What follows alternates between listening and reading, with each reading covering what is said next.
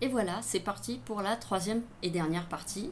Donc mon expérience, le diagnostic, et vers la fin, je vous donnerai 2 lectures que j'ai faites. Et surtout dans la barre de description, je mettrai des liens. Mais alors sachez qu'il y en a pléthore, des bouquins sur la fibro, des témoignages, des trucs un peu plus scientifiques, des trucs un petit peu que je prends avec méfiance, mais euh, pour tout essayer, c'est faisable. Hein. Enfin voilà, bon, moi il y a des trucs, je sais que ça marche pas sur moi, je l'ai dit. Par contre, je sais que pendant 6 mois, quand j'ai réussi à arrêter totalement le gluten, le sucre et le lactose, j'avais vu une amélioration. Voilà, sauf que j'arrive pas à tenir très longtemps comme ça. Voilà, je vous laisse avec la troisième partie. Bon courage, on se retrouve juste après. C'est le lendemain de mes 3 heures de conduite d'affilée. Je suis un petit peu claquée, j'ai un peu mal partout justement. Donc ça, c'est quand on a un effort, que ce soit énergétique ou que ce soit physique, parce que là, il y a un peu les deux, hein, comme je suis encore crispée et tout. Donc là, c'est dur. J'ai mal, j'ai beaucoup de mal à me mouvoir. Donc je reprends, donc je suis toujours sur le rapport de l'INSERM. Ils expliquent que la complexité en fait de ce syndrome, c'est que c'est comme s'il y avait plusieurs maladies en fait sous une seule étiquette. Donc elle est très difficile à classer par les autorités de santé. Voilà, donc ils expliquent qu'ils ont fait des travaux qui tentent de constituer un sous-groupe avec des profils qui se ressemblent, donc avec des symptômes communs, hein, que toutes les personnes auraient. Et du coup, à partir de là, conduire une étude fondamentale. Voilà. Et bien sûr, ils expliquent qu'ils n'ont pas abandonné la possibilité de trouver un biomarqueur qui permettrait d'identifier si une personne a ou pas une fibromyalgie. Ils expliquent les mécanismes neurobiologiques impliqués dans l'apparition et le maintien de la douleur, qui ne sont pas encore totalement définis, qui restent encore à définir. J'ai mal partout. Très important, mais ça, on en parle depuis le début, puis en fait, ceux qui sont atteints de ça le savent très bien.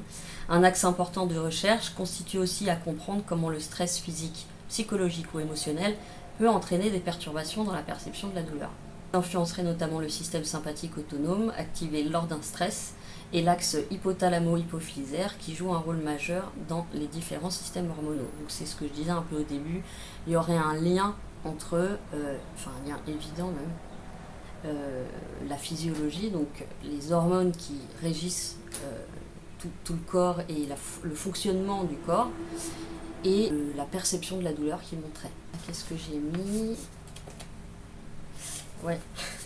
Bon là c'est un peu mon côté, mais ça, je pense qu'on est très différents les uns des autres. Mais je suis désolée, il y a des travaux dehors, j'espère que vous m'entendez quand même. Ils expliquent que de nombreux travaux évaluent l'efficacité d'approches telles que la sophrologie, la méditation et la pleine conscience. Moi, personnellement, c'est impossible. Enfin, moi, j'ai essayé, franchement, j'arrive pas. Le lâcher-prise psychique ou je sais pas quoi pendant la méditation, réussir à se calmer de partout, ne pas bouger pendant je sais pas combien de temps, bref, tout ça c'est vraiment très compliqué pour moi. Donc je sais que ça marche chez certaines personnes qui arrivent véritablement à se détendre avec la respiration lente. Reconnaissance de la fibromyalgie par l'OMS, une maladie à part entière.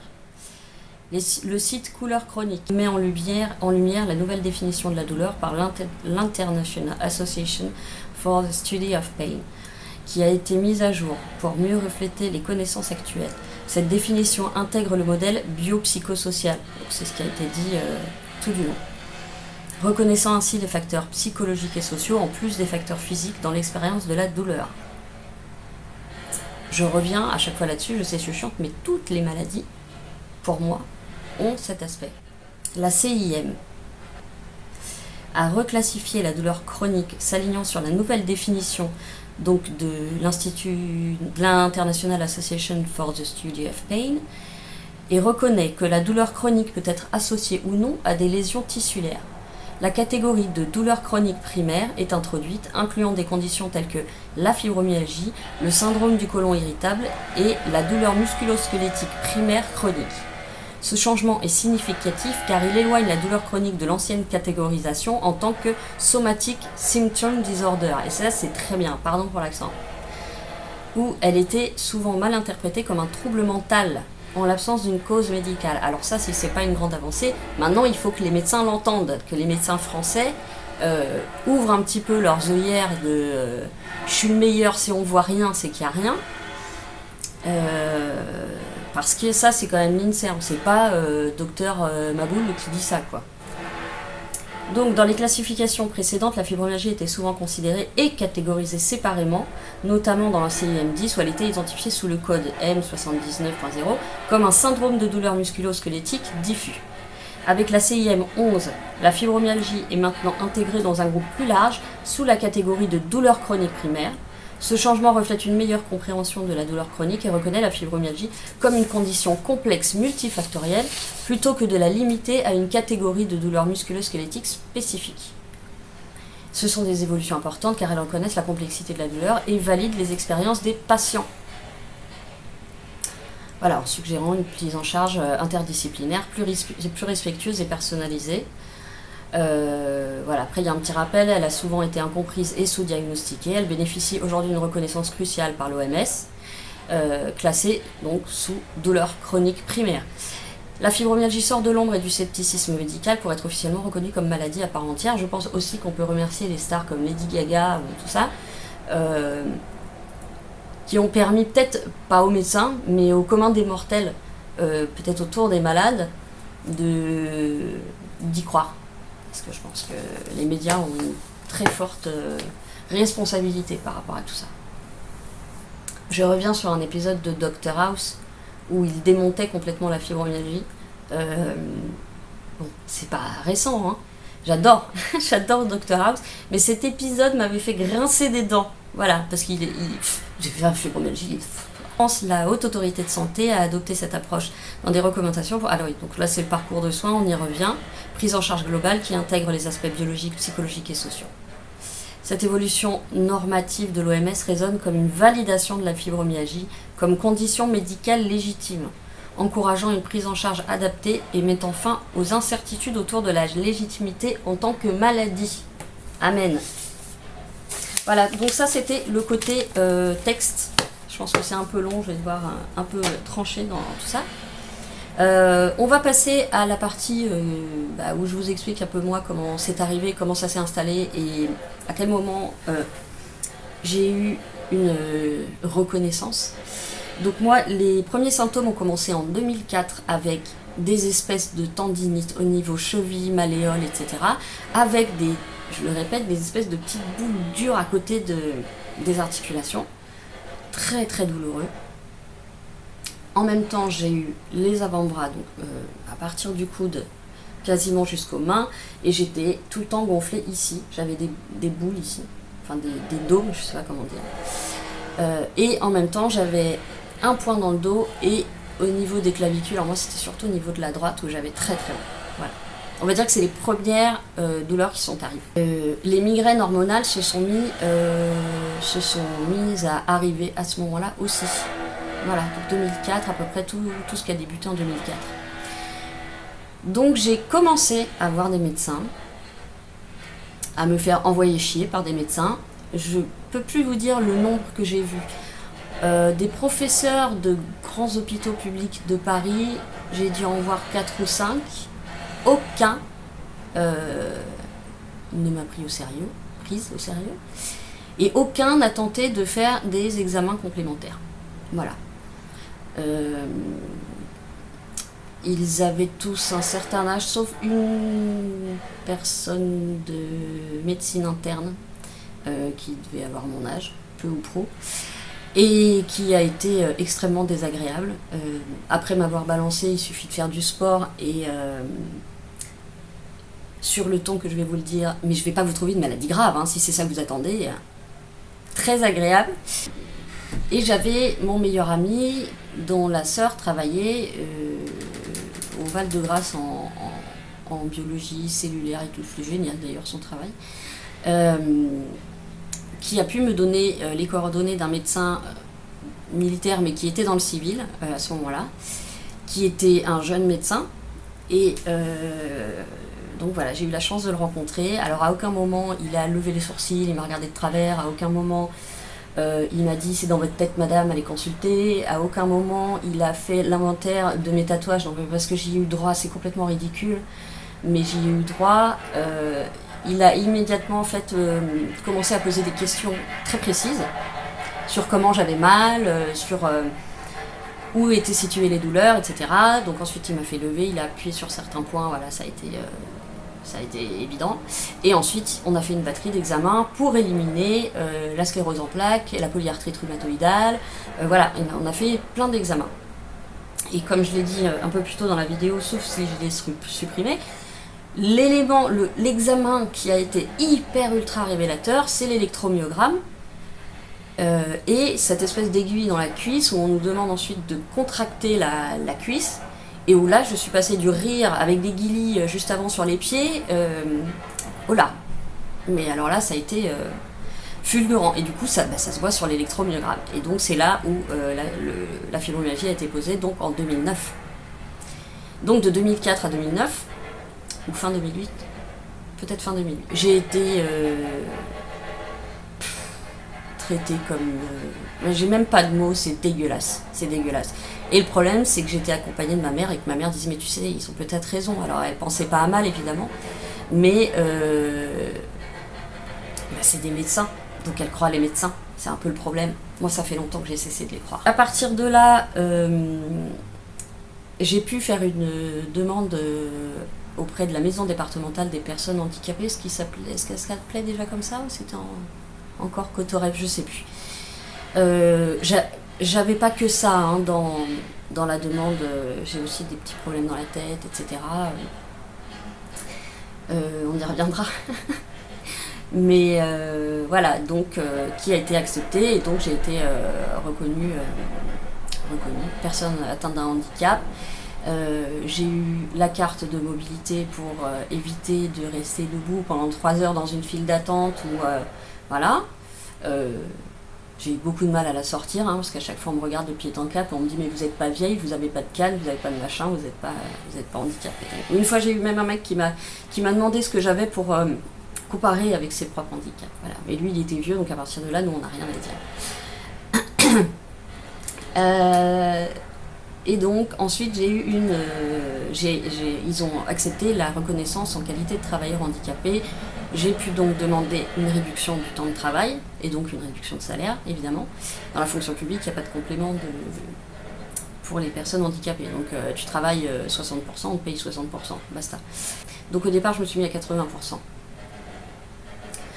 Ce qui s'est avéré être trop. En plus, comme je m'investis énormément dans mon travail, ça peut quand je rentre chez moi, etc., en fait, il y a eu un amalgame de plusieurs choses. Il y a eu un trop partout, voilà. Et je me mets moi-même une pression, mais ça fait partie de mes troubles psychiatriques, je me mets moi-même une pression complètement dingue. Mais moi, j'ai toujours été dans il faut que ça soit fait tôt, il faut que ce soit terminé rapidement, faut que ce soit bien fait, etc., mais ça depuis l'école, hein, une espèce d'obsession du travail bien fait. Ça veut pas dire que maintenant je travaille mal, hein, je précise, mais disons que je vais moins me mettre la pression. Et encore, attention, je suis en arrêt parce que j'y reviendrai, mais j'ai fait un énorme craquage en 2023.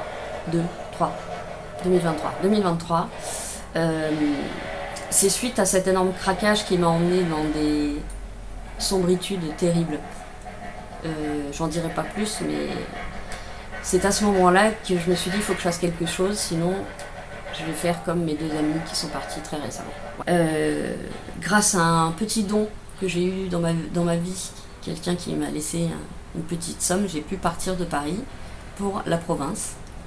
Ça a été très dur parce que vu que je suis une trouillette de tout, ça a été hyper dur de partir seule dans un lieu que je connais pas ou peu, et là où je connais personne. Mais je l'ai fait parce que c'était une question de presque de vie ou de mort. Voilà, il fallait que je quitte Paris, sa folie, son agressivité. Il fallait que je m'éloigne de mon travail, parce que en plus ça c'était vraiment, je trouve, dégradé. Pour moi c'était un cauchemar d'y aller.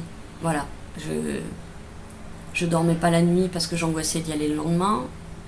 Sur le trajet pour y aller, J'étais dans un état pas possible, transpiration excessive, vertige, à la limite de tomber dans les vapes.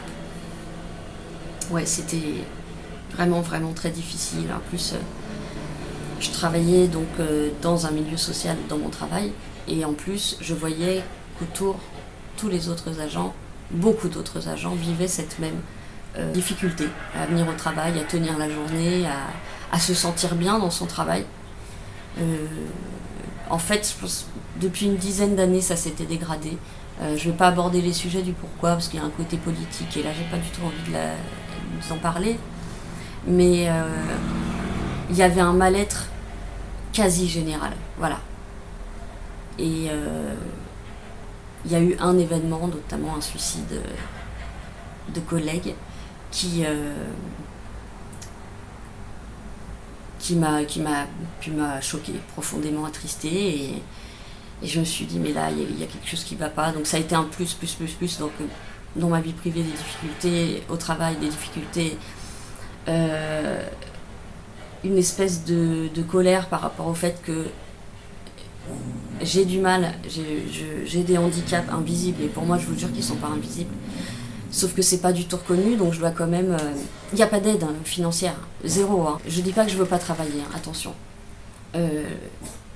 Je ne peux plus travailler autant et dans un milieu où il y a un stress constant. Tout ça, je m'en suis rendu compte au moment du burn-out, ça s'est concrétisé au moment... Enfin, je sais pas, craquage, j'appelle ça un craquage, voilà. Il n'y avait plus de force, Donc je suis en arrêt. Alors ça passe en commission, ça passe par des experts plusieurs fois par an. J'espère pouvoir retravailler, mais bon, je m'éloigne un petit peu du sujet fibro. Pour en revenir à ça, la fibromyalgie malheureusement n'est pas suffisamment reconnue pour être prise comme invalidante. Avec l'aide de l'allocation adulte handicapé, donc l'AAH en France en tout cas. Et ce qui fait que les gens atteints soit se retrouvent sans le sou, mais du coup c'est pas pris en charge. Du coup encore des souffrances, soit parce que les gens vont travailler, donc ils s'aggravent dans leur maladie, parce que souvent le travail, enfin selon comment il est bien sûr, hein, mais et le nombre d'heures, etc. Voilà. Mais le stress étant un facteur méga aggravant, ça s'améliore pas du tout. On a beau prendre tous les opiacés de la terre, et puis c'est pas bon. Donc il y a des gens qui se retrouvent dans une misère pas possible, et d'autres qui décident d'arrêter. Voilà. Tout ça parce que c'est pas reconnu, c'est reconnu officiellement. Officieusement, ça ne l'est pas encore. Moi, j'espère pouvoir retravailler. Le problème, c'est que, comme tout, les handicaps de ce type-là, ce qu'il faudrait, c'est des temps partiels, et dans la fonction publique, il n'y en a pas. Donc moi, je voulais rester dans la fonction publique.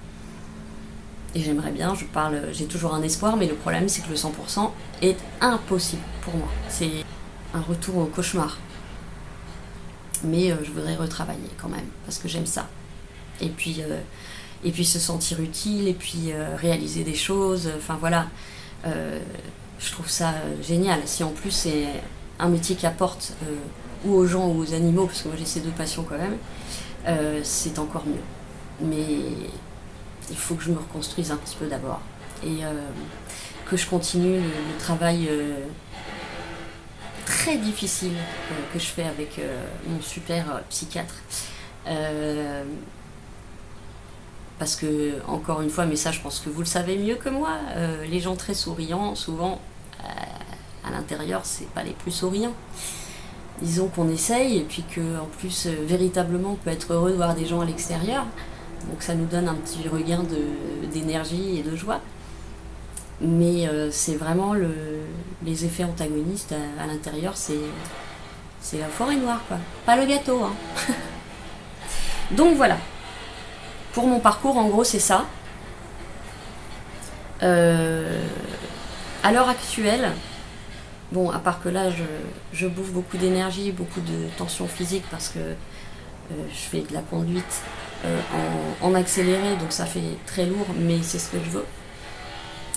Donc là, les douleurs remontent, mais depuis que j'ai quitté l'environnement, poil de chat, l'environnement stressant, c'est stress, anxieux, angoisse, parce que vraiment c'était un tout. Ça, je devenais phobique en fait, mais complètement phobique de sortir de chez moi, ce qui est grave. Je suis toujours un petit peu, mais beaucoup moins qu'à Paris quand même. Je sais plus ce que je disais, ça recommence. Oui, donc, à part ça, depuis que je ne travaille plus à mon travail et que j'ai quitté la région parisienne, mes douleurs ont diminué, ma tachycardie a diminué. Évidemment, c'est pas parti, mais ça a diminué beaucoup. Je suis toujours sous médicaments. Déjà, je dors mieux, ce qui est essentiel. Et à Paris, je ne dormais pas. Ne serait-ce qu'à cause du bruit, à cause des voisins, et du stress du travail, et de toutes les mauvaises ondes autour, quoi. Donc, oui, je pense que avoir un environnement meilleur, mais les gens vont dire « Ah, mais tout le monde cravache dans la vie, tout le monde se sacrifie, c'est normal, on peut pas être dans un paradis quelque part. » Ils ont raison. Mais vouloir améliorer son environnement, je trouve pas que ce soit une demande excessive en fait. On n'accorde pas assez d'importance au bien-être au travail, alors qu'il y a des pays qui l'ont très bien compris, hein. Plus les agents sont bien, mieux le travail est fait, et moins il y a d'arrêt maladie. Il faut être conscient de ça quand même, sauf que ça, les patrons, ils s'en battent les robignoles. Hein. Donc pour la fibromyalgie, je pense qu'il y a encore un grand chemin à faire, même si ce qu'on peut lire sur les sites, on va dire publics, sont quand même encourageants. Je commence à avoir du mal, donc je vais arrêter là cette vidéo. Je vais préparer en fait tout ce que je dois mettre en barre de description pour essayer de vous apporter un maximum d'éléments que vous pourrez aller vérifier, que vous pourrez vous imprimer des trucs, etc. Je fais un petit complément là que je suis en train de rajouter les liens en description. Bon, sincèrement, il y a un nombre de bouquins énorme, je trouve ça très bien. Évidemment, c'est pas par des grandes boîtes d'édition, donc ils sont souvent brochés à plus de 20 balles. Voilà. Il y en a qui existent d'occasion, donc sur Amazon, il y a Momox qu'on a. Bon, je sais que je prends souvent chez Momox, mais voilà. Il y a vraiment de quoi lire. Et alors, ce que je voulais rajouter, parce que j'ai vu effectivement que plusieurs études au Canada montrent qu'il peut y avoir un lien aussi avec l'alimentation et le microbiote. On sait aussi qu'on est au tout début de la recherche de tout ça, mais c'est assez prometteur, hein, et pas que pour la fibromyalgie. Donc, vous trouverez aussi des bouquins qui parlent de, c'est ce que je vous disais, un régime spécifique. Voilà, bon, je pense que tout est bon à essayer, ça peut fonctionner en fonction de telle ou telle personne. Je suis désolée, je luis parce qu'il fait très lourd, très chaud. Je vais vous donner aussi 2 lectures que j'avais faites à l'époque. Alors, celle-ci, justement, parle des médecines douces qui, moi, ne fonctionnent. J'avais tenté, je vous promets que j'ai tenté beaucoup de choses et ça marche pas sur moi. Fibromyalgie, un programme global pour améliorer votre santé et renouer avec le bien-être. Là encore, comment fait-on quand on ne peut pas travailler pour se payer des trucs comme ça? Et comment fait-on pour travailler si on souffre trop et si on ne tient pas debout? Là encore, un problème de véritable reconnaissance où il pourrait y avoir une prise en charge avec l'AH. C'est bien mignon de dire mais concrètement dans la vie comment on fait? Fatigue intense, problème de sommeil, difficulté à se concentrer, troubles digestifs. La réponse est non, car des solutions concrètes et efficaces existent. Vous les trouverez rassemblés dans ce livre sous la forme d'un programme global mis au point par le docteur Curté et 2 spécialistes de la fibromyalgie. Donc nutrition, sophrologie, respiration, Idogo, approche inspirée du Qigong, Cohérence cardiaque et thermalisme, ce programme est simple et facile à initier, s'attaque à chacune des dimensions de la maladie. Avec lui, vous mettez toutes les chances de votre côté pour vous reconstruire, et ceci sans médicaments. Bravo à celle qui arrive, franchement, je suis admirative. Grâce à lui, vous allez savoir à quel point le stress exacerbe les symptômes de la maladie et comment le maîtriser, quel minéral prendre en grande quantité pour lutter efficacement contre l'usure de l'organisme, etc., etc. Compléments alimentaires, exercices qui soulagent les muscles et les articulations, meilleures techniques de méditation. Voilà, ça vend du rêve. Moi, personnellement, ça ne fonctionne pas du tout sur moi. Il se passe bien trop de trucs partout pour que j'arrive à me... Bon, je sais pas comment l'expliquer, mais ma tête, ça fonctionne pas avec, en tout cas. Mais il y a des gens chez qui ça peut marcher, j'en suis convaincue. Et ça... Donc, fibromyalgie, David Lassalle, autopsie d'une douleur au zénith, que j'avais lu, mais il y a très très longtemps, hein, parce que c'était au début de la maladie. Donc, David Lassalle vit depuis toujours dans le Val d'Oise, amoureux des livres, passionné de musique et de littérature, noir de préférence. Il décide en 2009 de donner vie à un projet qu'il garde en lui depuis l'adolescence, écrire. Voilà, son deuxième livre est un témoignage sur la fibromyalgie. Vaste sujet que celui de la fibromyalgie, tant de choses sont dites à ce propos depuis des décennies. La dernière décade a vu augmenter de manière exponentielle les articles, livres, études, mais aussi les actions des malades auprès des autorités de santé françaises, européennes et mondiales. L'auteur livre ici un récit à la fois personnel et poignant, qui apporte une vision de la maladie vue de l'intérieur. L'ajout de nombreux témoignages de malades, de leurs conjoints, mais également d'un médecin, se révèle indispensable à la compréhension et permet à toute personne se posant des questions sur cette pathologie chronique de trouver des pistes de réflexion. En tout cas, sachez qu'il y a beaucoup de gens qui font des témoignages. Il y a aussi une dame qui a dit qu'elle avait battu fibromyalgie et polyarthrite rhumatoïdale avec le régime signalé. En gros, c'est un régime sans gluten, sans lactose, sans friture, sans sucre. Voilà, mais c'est un peu drastique, donc il faut pouvoir le faire. Et apparemment, sans médicaments, elle aurait réussi à presque faire disparaître toutes ces douleurs. Vous trouverez plein de bouquins en cherchant sur Google, vous avez Amazon, tous les bouquins en occasion aussi sur Amazon. Voilà, donc si vous voulez me laisser votre petit témoignage dans les commentaires, ça sera avec plaisir. Je vais essayer de vous mettre un maximum de liens, que vous puissiez aller regarder vous-même. Il ne faut pas baisser les bras. Je sais, c'est très dur, même moi j'y croyais. Enfin, il y a des fois où j'y crois pas, hein, où je suis complètement anéantie, où j'ai plus d'espoir, où je me dis mais ça sert à rien de vivre comme ça. Voilà, parce que souvent c'est pas tout seul la fibromyalgie, souvent elle est accompagnée d'autres troubles. Alors est-ce que c'est lié à la fibro ou est-ce que c'est ces troubles qui demandent à la fibro de venir? Je ne sais pas. Ça encore, je pense que c'est des études qui sont en cours, je l'espère. Voilà, donc j'espère que ça vous aura été un minimum informatif, parce que j'ai pas donné énormément d'astuces, hein. Moi les astuces c'est souvent, quand je suis en crise, c'est dormir. L'hiver c'est mettre du chaud.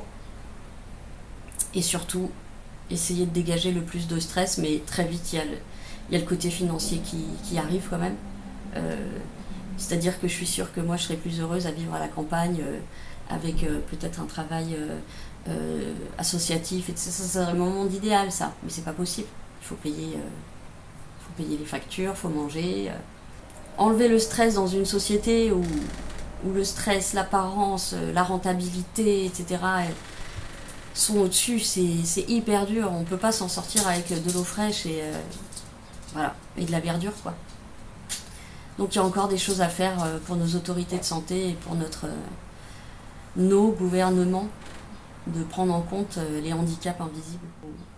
Essayez de vous dire qu'il y a quand même de bonnes choses dans la vie. Même si c'est éphémère de toute façon, mais c'est quand même, il peut y avoir des tout petits trucs super cool et qui font vraiment du bien au cœur et à la tête. Des trucs tout bêtes et puis qui font du bien. Essayez justement de vous faire du bien en faisant un loisir créatif, en allant écouter de la musique, en vous posant dans un parc si vous avez des parcs, en allant au bord de la mer pour ceux qui ont la mer. Essayez de se détendre la tête et le corps et pas se mettre trop de pression, parce que j'en vois souvent qui disent, et à juste titre, hein, quand on peut pas être aussi dans la sociabilité que quelqu'un de notre âge l'est, ou quelqu'un de pas notre âge d'ailleurs, mais on nous reproche d'être flemmard, ou y a énormément de reproches qui sont faits soit par les mimiques faciales, soit par des mots. C'est très dur à encaisser quand on sait que tous les jours on prend sur nous pour donner la meilleure image de nous, et puis même pour nous tenir le coup. Enfin, je veux dire, on va pas pleurer tout le temps, rester à rien faire c'est encore pire, ça aggrave encore plus la fibromyalgie. Donc non, on arrête d'écouter ces trucs-là, et on essaie de s'entourer de personnes compréhensives, sinon vaut mieux être pas entouré, hein. Et on essaye de prendre des petits trucs qui nous font du bien, des petits trucs qui nous font plaisir. Bon, moi les trucs qui me font plaisir, faut que je les évite parce que c'est le sucré, donc faut que j'évite le sucré, parce qu'il faut vraiment que j'évite de prendre du poids, ça je sais que ça aggrave tout. Mais en tout cas, j'essaye tant que je peux de faire des petits plaisirs pas coûteux. Il y a des espaces verts où je suis, et ça permet de, quand c'est pas plein de mômes qui courent partout, ça fait du bien d'entendre les petits oiseaux, l'eau qui coule, le machin, le truc. Enfin, c'est tout con, mais ça fait du bien par contre. On pourrait presque considérer que c'est de la méditation d'ailleurs. Sauf que moi, je marche dans le parc, je regarde les oiseaux, voilà. Donc vivez un petit peu vos passions comme vous pouvez, parce qu'en fait, ça aide vachement les passions. Voilà, mon petit conseil. Et puis pas trop se mettre de pression, parce que la société, l'entourage, etc. nous mettent souvent la pression déjà. Donc pas trop se la mettre à nous-mêmes, et être doux et douce avec nous. On a beaucoup de force en nous, vraiment. On a beaucoup de force en nous. On s'en rend pas forcément compte, parce que des fois on est au 10e dessous et on a juste envie de, voilà ce que je disais, s'endormir pour toujours. Bah non, voilà. Il faut essayer de trouver des trucs qui nous donnent envie de vivre. Vous avez réussi, on est arrivé à la fin de la partie 3. Bon, c'était un petit peu longuet, je ne pouvais pas mettre beaucoup d'images, déjà parce que je n'ai toujours pas trouvé comment les incruster dans les vidéos. J'arrive à couper et mettre une photo, enfin entre deux pistes, mais j'arrive pas à les mettre dans le truc, surtout que c'est souvent les mêmes images qu'on retrouve, que vous avez partout sur Google, avec les points qui en plus je trouve sont pas vraiment exacts, mais bon. Donc voilà, elle était un petit peu, c'était un peu conférence, alors que j'en ai pas vraiment les compétences, si ce n'est par mon expérience, ça fait beaucoup de hanse. Et bah donc voilà, félicitations, je vous prépare des petites vidéos un petit peu plus chill. Et puis merci d'avoir regardé. Et puis si vous voulez quand même suivre, mettez un petit pouce et activez la cloche et abonnez-vous, ça me fera super trop plaisir. Voilà, prenez soin de vous, aimez-vous les uns des autres, et à très bientôt.